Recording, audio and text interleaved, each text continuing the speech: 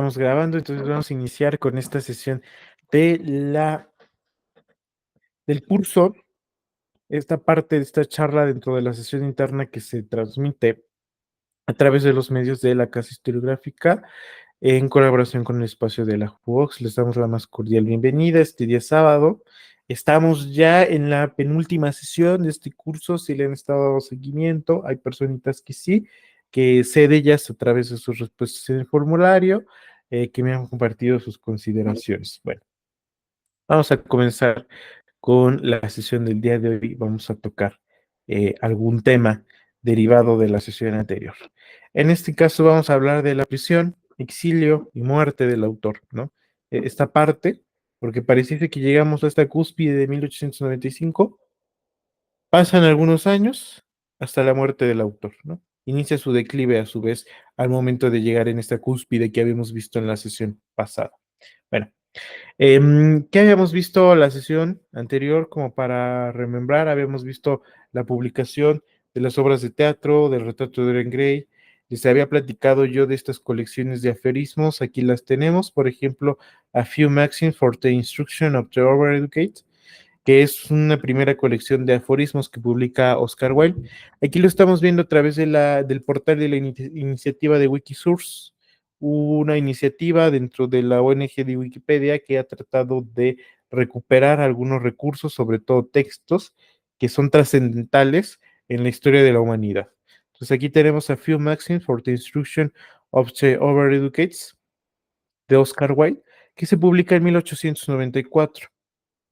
Y después vamos a tener en ese mismo año otra colección de aforismos que publica de nombre Phrases and Philosophies for the Use of the Young, que sería frases y filosofías para el uso de los jóvenes.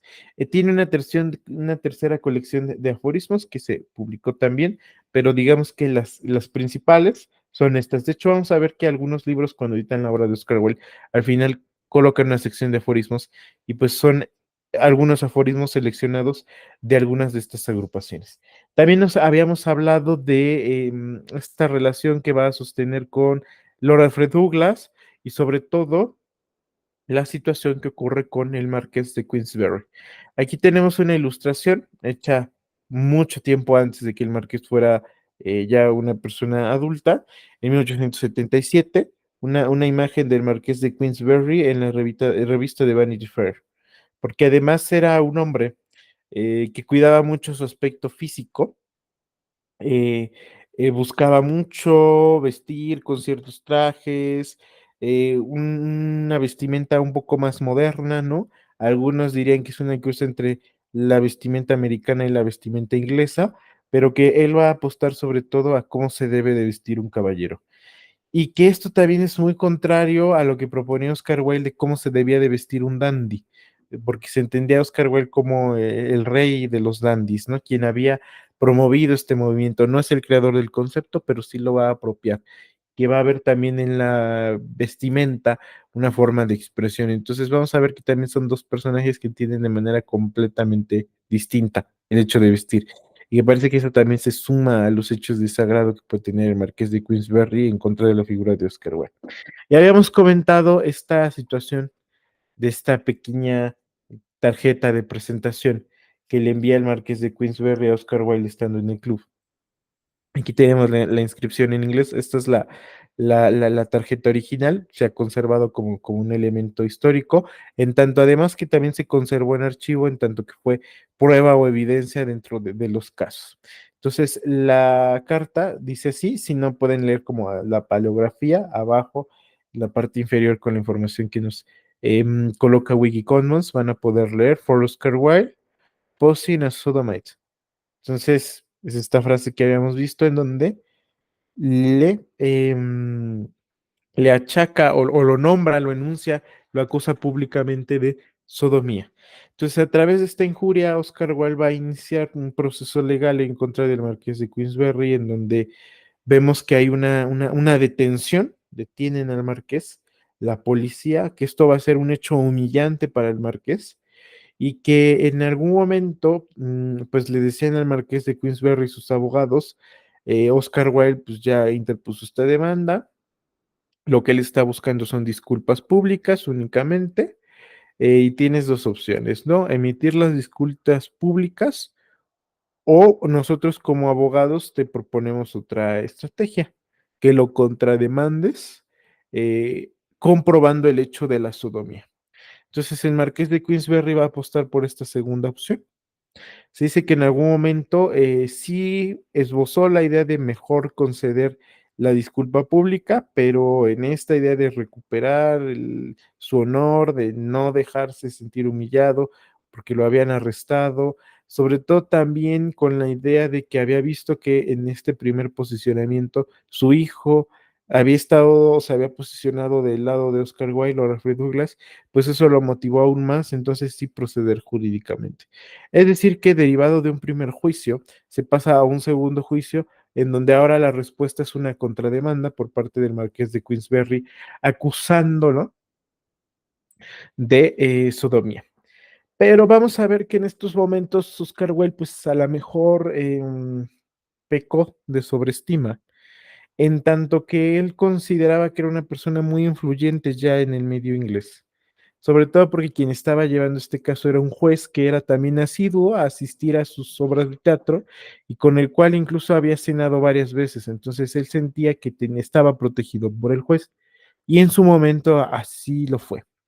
Derivado del proceso dentro de la contrademanda, a pesar de que el marqués de Queensberry va a presentar algunas pruebas de las prácticas homosexuales de Oscar Wilde, no va a lograr que estas pruebas sean del todo convincentes para el juez y este juez va a declarar el fallo en favor de Oscar Wilde y va a anular ese segundo juicio y por el contrario va a reiterar la idea de que el marqués de Queensberry tiene que emitir disculpas públicas a la figura de Oscar Wilde. Entonces, para Oscar Wilde, esto fue como una victoria, era para él una comprobación de que incluso podría convertirse ya en alguien intocable, en tanto que pues ya era una persona exageradamente popular, influyente, no era como una superestrella en el ambiente de época y que tenía muchas influencias, diríamos nosotros, tenía muchas palancas que le podían moverse con mucha comodidad, entonces realmente no se preocupó mucho, hasta que el marqués de Queensberry va a solicitar que se llegue a la instancia más alta.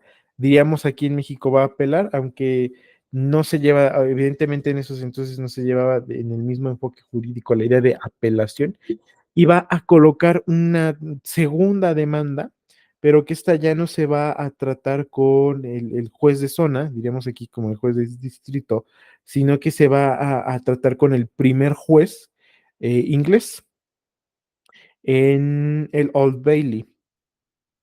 El Old Bailey es una construcción muy emblemática relacionada a la impartición de justicia en Inglaterra.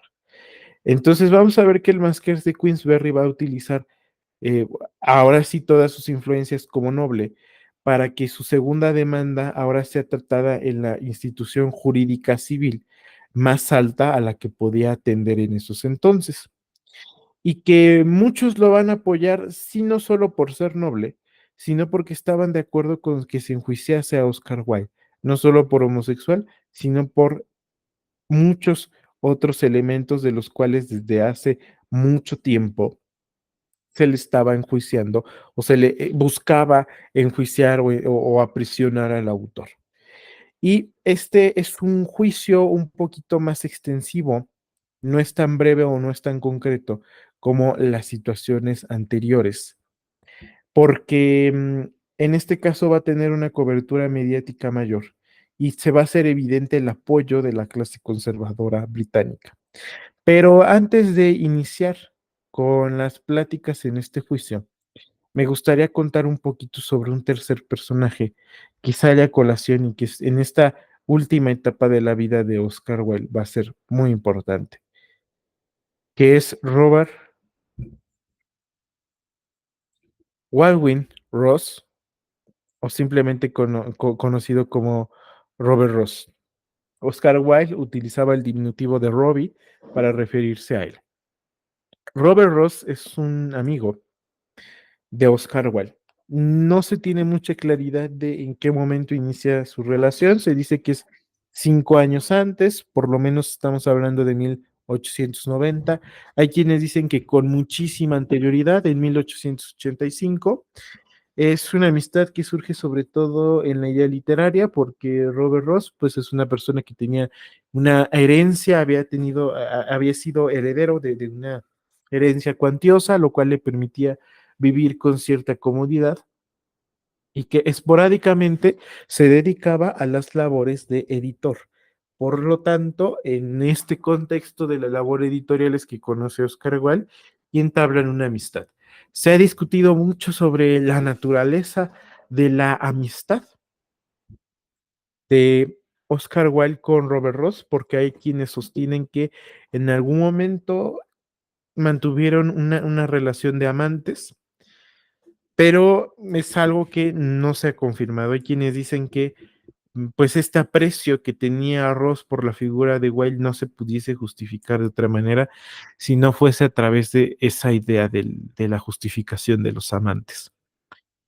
Es una persona que Oscar Wilde va a conocer cuando Robert Ross estaba soltero, pero que al poco tiempo de lo que lo conoce, Robert Ross primero, como muchos ingleses, era anglicano, pero se va a transformar al catolicismo, cosa que también para Oscar Wilde le va a ser muy atractiva, y que además, pues Robert Ross en esta idea de transformarse al catolicismo va a decidir formar una familia. Lo que sí se sabe es que independientemente de su relación con Oscar Wilde, Robert Ross era homosexual, pero al convertirse al catolicismo va a decidir reenfocar su vida y formar una familia.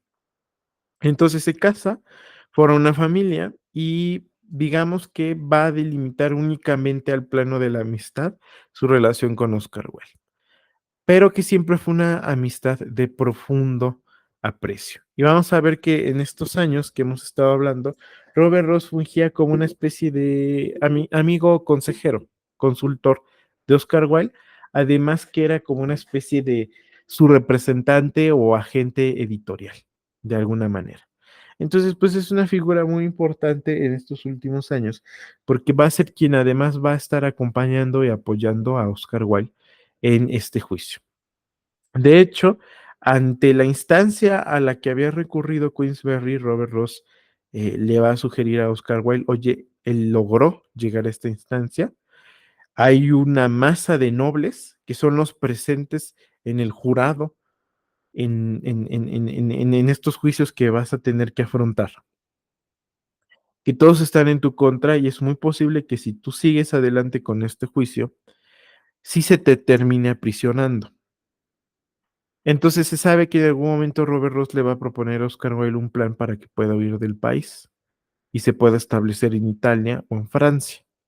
Sí, como a lo mejor prófugo de la justicia, pero como una medida para que él no viviese este aprisionamiento. Pero se sabe que Oscar Wilde va a decidir seguir adelante con el juicio por tres motivos.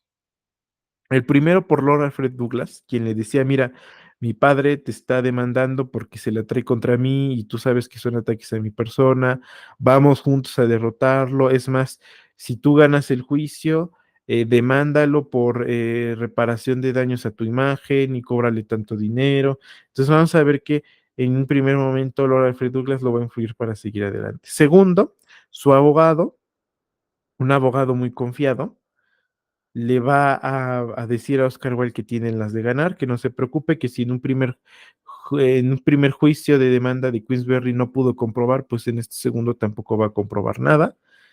Y en tercer lugar, y quizás el que tuvo más peso en este momento, fue el mensaje de su madre, porque su madre le va a escribir y le va a decir que él afronte el juicio y que ponga la cara en alto, en tanto que ella sabía que no se le estaba juzgando solo por su preferencia sexual, sino que ella era consciente que se le juzgaba por todo lo que representaba su persona y que por el contrario su persona ahora tenía una responsabilidad moral de seguir adelante y sacar adelante ese juicio.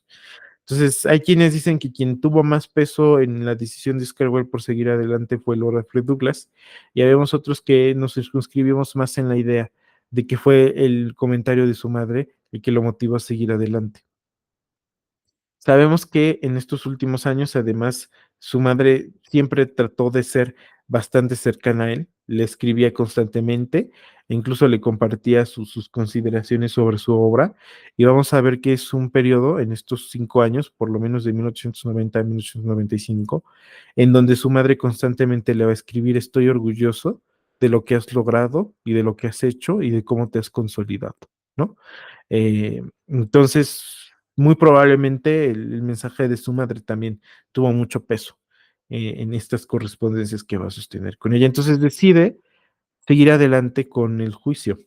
Algo que fue muy curioso es que quien era el abogado del marqués de Queensberry era un abogado irlandés que había sido compañero de Oscar Wilde en Trinity College y que se sabe que en su estancia en Trinity College, Oscar Wilde tuvo varias rencillas con él, en tanto que los dos estaban estudiando derecho.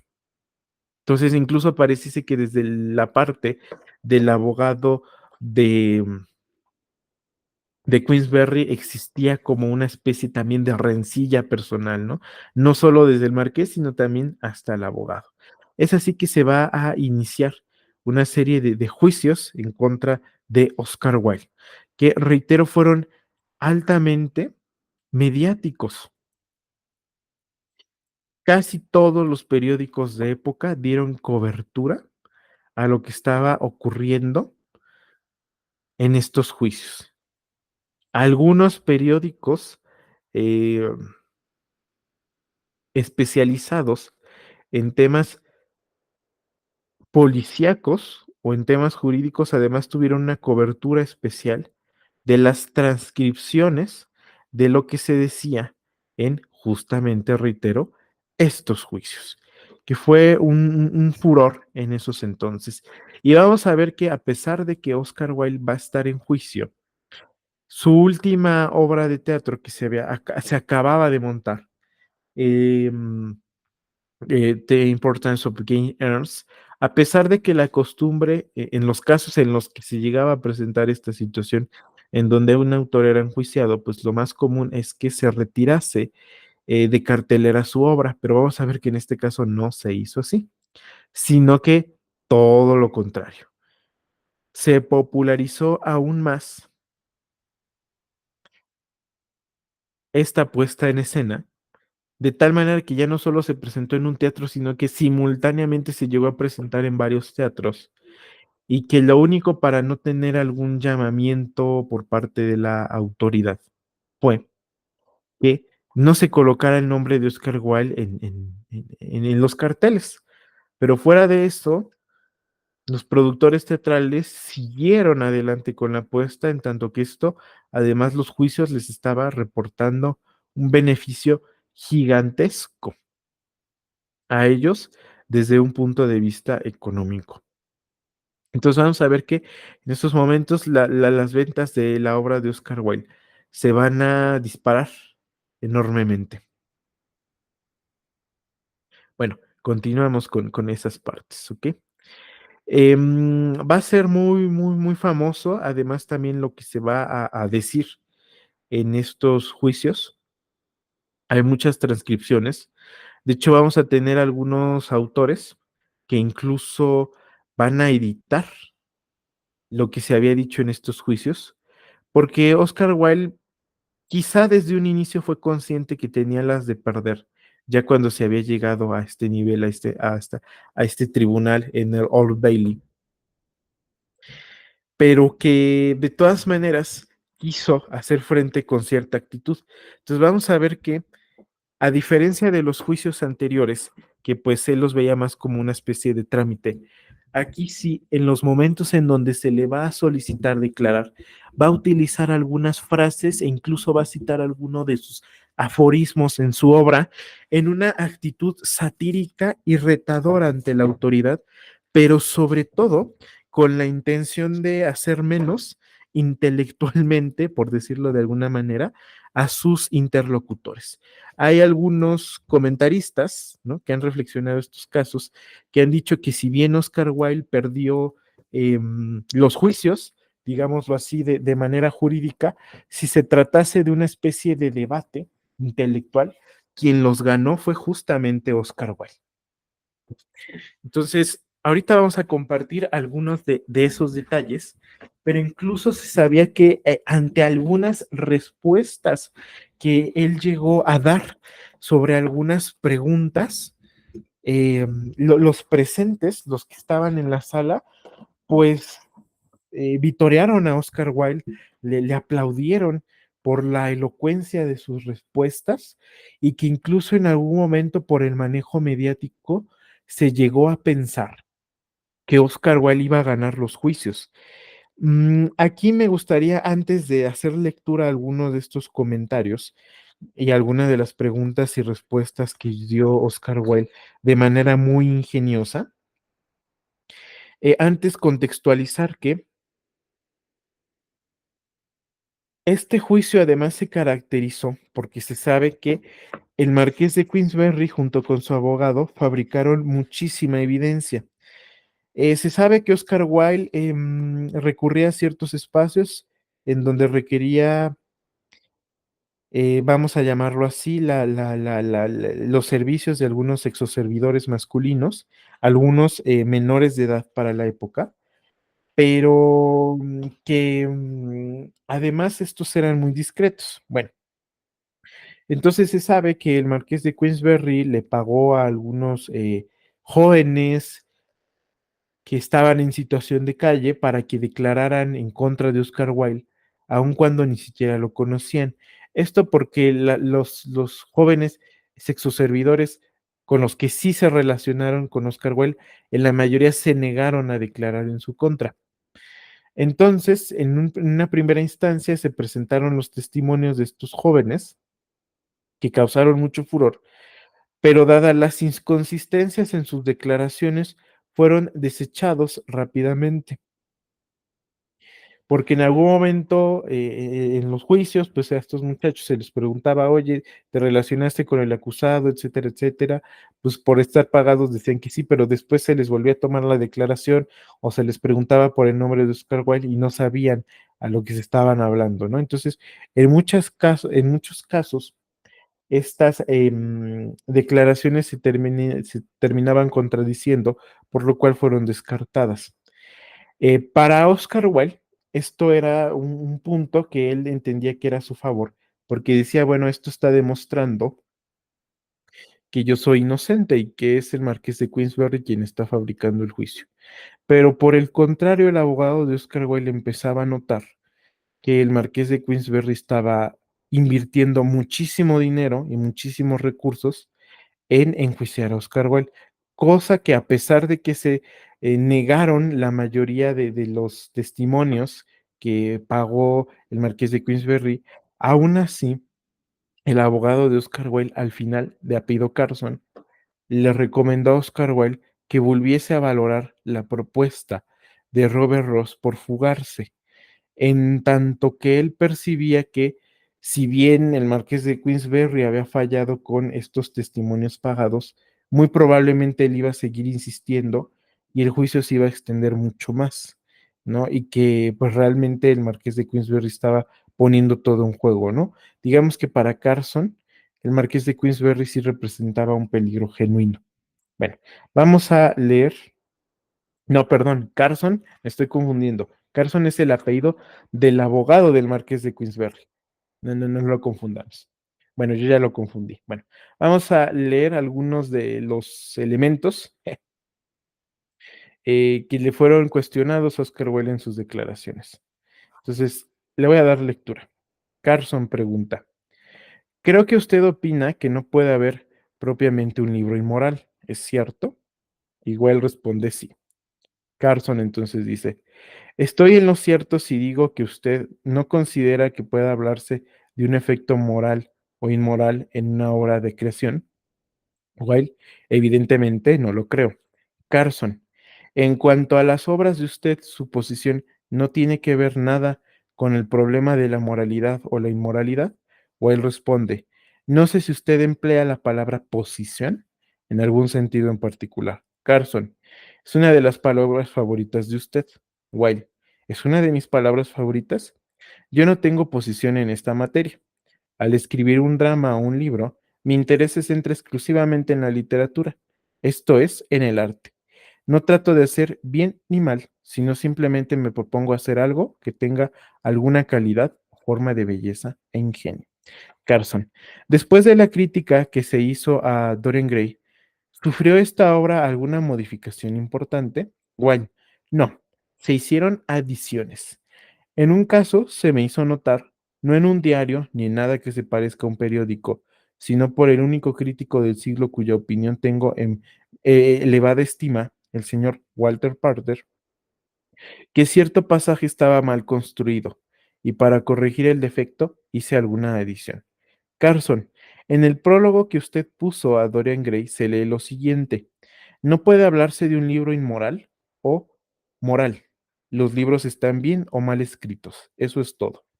¿Expresan estas ideas los puntos de vista de usted?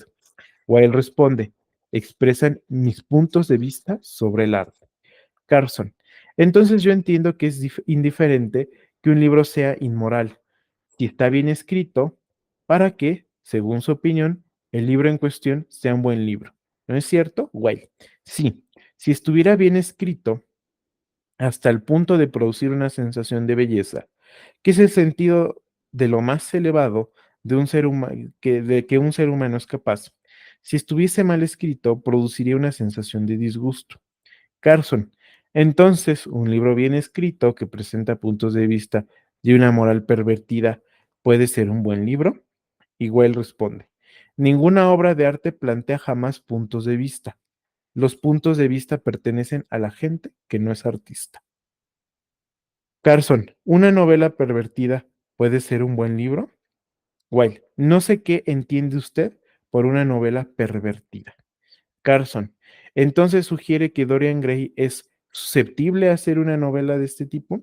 Wilde, eso solo puede sostenerlo un bruto o un analfabeta. Los puntos de vista de los filisteos sobre el arte resultan infinitamente estúpidos. Carson, una persona analfabeta que lee Dorian Gray puede considerar así esa novela. Wilde, los puntos de vista de los analfabetas sobre el arte no cuentan. Solamente me interesan mis puntos de vista artísticos. Me importa un comino lo que otras personas opinen sobre ellos. Carson, en su definición de filisteo y analfabeta, ¿queda comprendida la mayoría de las personas? Igual, hemos encontrado maravillosas excepciones. Carson, ¿cree usted que la mayoría de la gente está de acuerdo en la posición expuesta por usted? Wilde, me temo que la mayoría de la gente no esté suficientemente cultivada. Así sigue un cuestionamiento en donde Carson, reitero, me equivoqué, no es el abogado de Wilde. Ahorita les comparto el apellido del abogado de Wilde. Carson es el abogado del marqués de Queensberry, Edward Carson, irlandés, compañero de Oscar Wilde en Trinity College, que ahora figuraba como el abogado del marqués de Queensberry. En este posicionamiento busca que Oscar Wilde reconozca el retrato de Dorian Gray como una obra inmoral, cosa que no logra.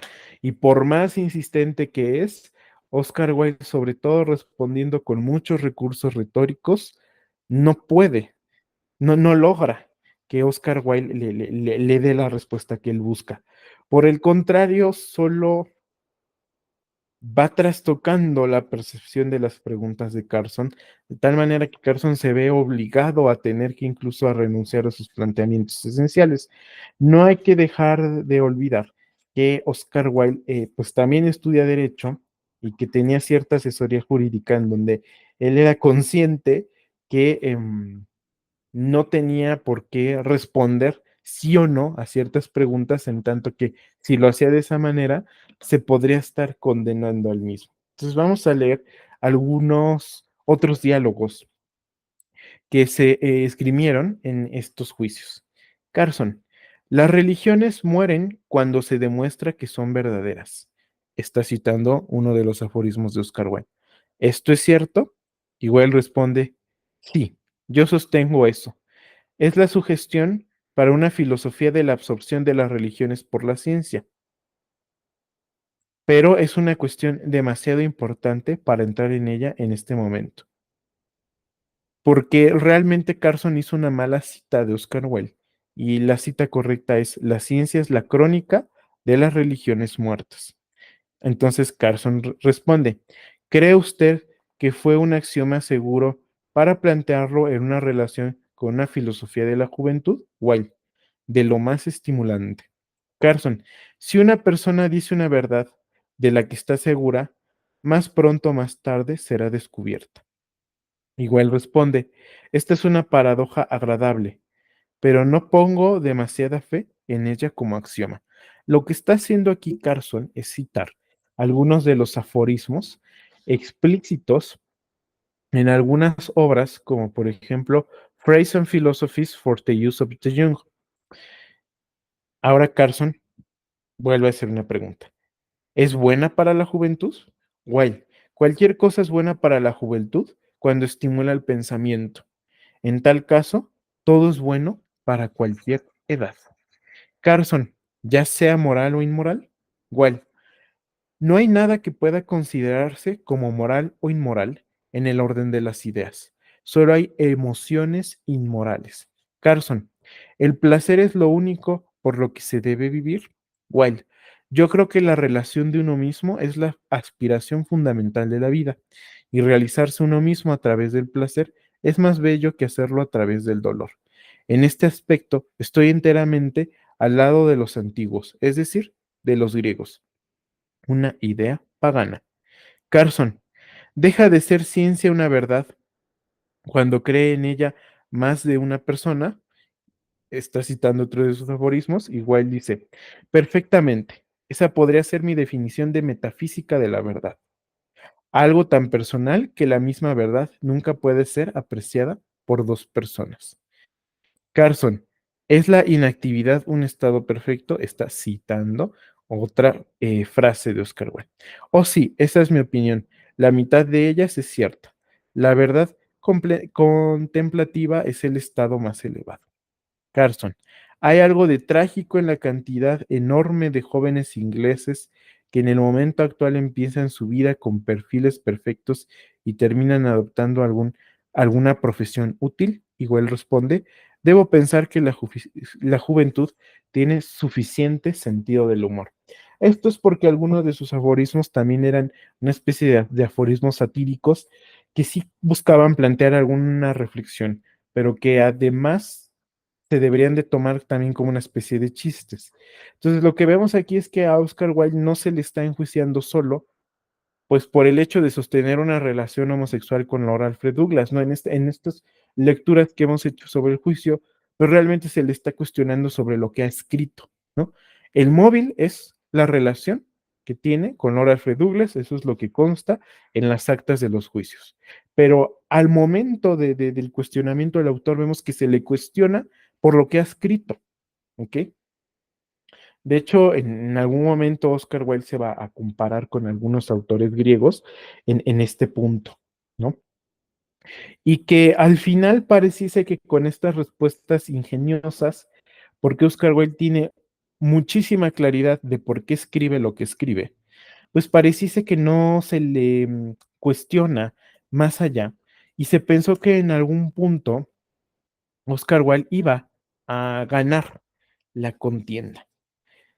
Pero todo va a cambiar cuando el marqués de Queensberry logra hacerse de la correspondencia privada de Oscar Wilde, tanto de la correspondencia de Oscar con sus amistades, como la correspondencia de Oscar con su hijo, con Alfred Douglas. Sabemos que logra esto pagándole a los sirvientes para que puedan robar la correspondencia, entregársela a él y llevarla al juicio. Y es que en la correspondencia con alguna de sus amistades, sí tenía explícito algunas actividades que finalmente lo vinculaban con la homosexualidad. Y sabemos que al marqués le costó mucho, pero al final logró hacerse de esa correspondencia y que eso fue lo que logró que enjuiciaran a Oscar Wilde. Hay una carta que escribe con una de sus amistades, con uno de sus amigos varones, en donde estaban hablando sobre su asistencia a una fiesta privada. Y en esta carta su amigo le escribe que por qué no se había animado a besar a cierto joven. y Oscar Wilde responde que el único motivo por el cual no lo besó es porque era muy feo. Entonces, esto se lee en la audiencia. Oscar Wilde se le cuestiona si escribió, si esa es su firma. Él acepta que esa es su firma y eso fue el elemento que condena a Oscar Wilde, porque ni siquiera es la demás exploración de su correspondencia o la exploración de la correspondencia con Lord Alfred Douglas había logrado que fuese una prueba verificable. ¿Por qué? Porque en muchas ocasiones Oscar Wilde, más o menos conocedor de que toda correspondencia se podía filtrar en la época, lo que hacía para hablar de ciertos hechos era utilizar un lenguaje doble, un lenguaje artístico. Entonces, él solía hablar, por ejemplo, de horas púrpuras, así utilizaba la palabra, horas púrpuras, horas azules u horas violetas, para referirse al acto sexual, ¿no? Entonces le decía a alguien, fueron maravillosas las horas púrpuras que pasé contigo, ¿no? O pecado carmesí, para referirse a la idea em, pues de sostener una relación de amantes entre dos hombres. Vamos a ver que incluso sí va a manejar un lenguaje muy cariñoso con Lord Alfred Douglas, pero que lo va a poder justificar rápidamente con el aprecio que le tenía como un hijo, como un estudiante, ¿no? Entonces, realmente esa correspondencia no logró enjuiciarlo hasta esta carta en donde él acepta que hubiese podido besar a un hombre y que por ende lo ha hecho con anterioridad. Entonces, esta pequeña evidencia es suficiente para que el juez de esos entonces lo sentencie a 2 años de trabajos forzados. Se ha discutido mucho sobre esta sentencia en este tipo de delitos que se calificaba como incidencia moral grave, pues lo más común es que solo se dictaran sentencias de un par de meses. Vamos a ver que incluso para la época cuando se llegó a enjuiciar a otras personas por homosexualidad, si las dos personas habían estado de acuerdo, es decir, a pesar de todo había sido consentido, sí se les enjuiciaba, sí se les ponía una pena, pero era una pena de meses, ¿no? Y en este caso a Oscar Wilde se le impusieron 2 meses dos años de trabajos forzados. Aunque hay que aclarar que para este delito, en la teoría jurídica de la época, esa no era la sentencia más grande a la que se podía aspirar. La más grande fue la de 5 años, que sí se esbozó darle 5 años de aprisionamiento a Oscar Wilde, pero ahí fue donde intervino su abogado y bueno, pudo reducir la sentencia a únicamente 2. Quien lo va a enjuiciar es el jurista Edward Clark. Y se sabe que en su momento también se buscó, Robert Ross se movió con varios artistas de la época para que buscasen revocar la sentencia a través de la presión pública. Se comunicaron, ¿no? Buscaron comunicarse con las autoridades ejecutivas de Reino Unido, con el primer ministro, con el Lord Chamberlain, pero simplemente fueron ignorados, ¿no? Y para ellos esto fue una especie de símbolo de que desde las altas cúpulas de la sociedad británica se daba luz verde al enjuiciamiento de Oscar Wilde. La experiencia del enjuiciamiento de Oscar Wilde va a ser bastante traumático. En algún momento él va a estar preso en una primera prisión hasta que finalmente lo van a mover a la prisión de Reading Jail, que ahorita vamos a hablar sobre eso. Fue bastante traumático para Oscar Wilde desde el momento del aprisionamiento, porque en este primer centro en el que va a estar recluido, va a pasar un par de días ahí hasta que ya se le redirige a la prisión en la que él iba a estar. Y se sabe que para que se le mueva a la prisión Reading, él tenía que hacer un transbordo en tren como presidiario. Entonces, él supervisado por algunos guardias, ya con su vestimenta como preso, va a llegar a la estación. Resulta que se demoró el tren y Oscar Wilde va a tener que estar ahí un par de horas sentado enfrente de la taquilla, esposado, con los policías resguardándolo.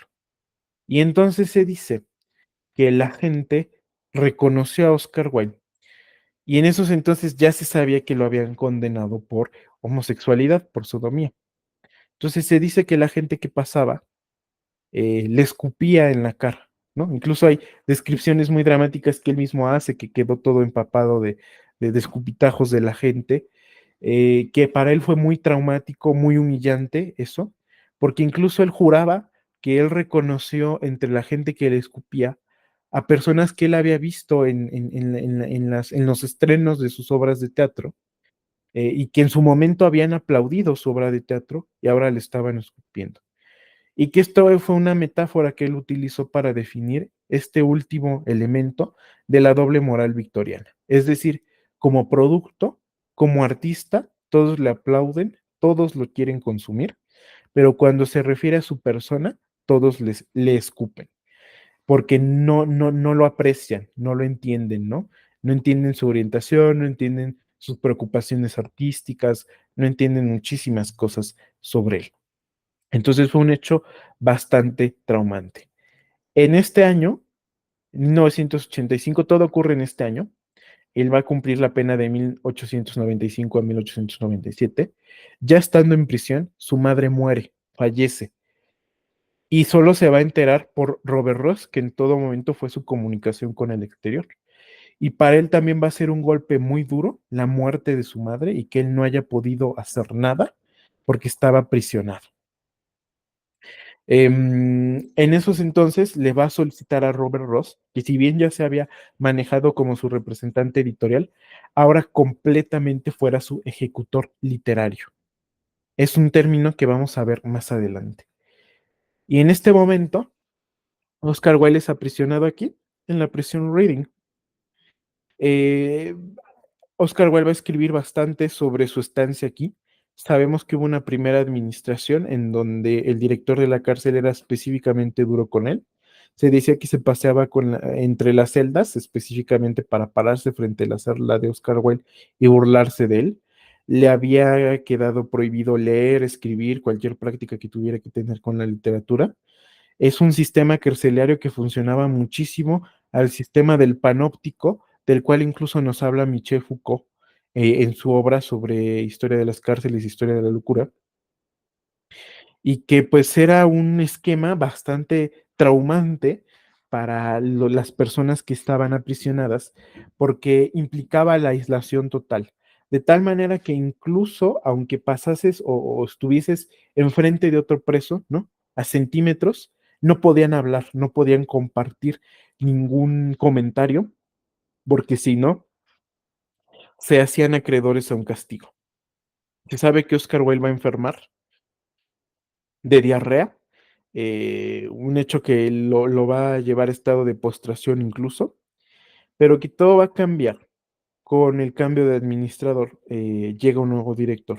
Este nuevo director, por el contrario, va a tener incluso cierto aprecio por Oscar Wilde y le va a permitir acceder a una pequeña biblioteca, va a permitir que sus visitas les traigan libros.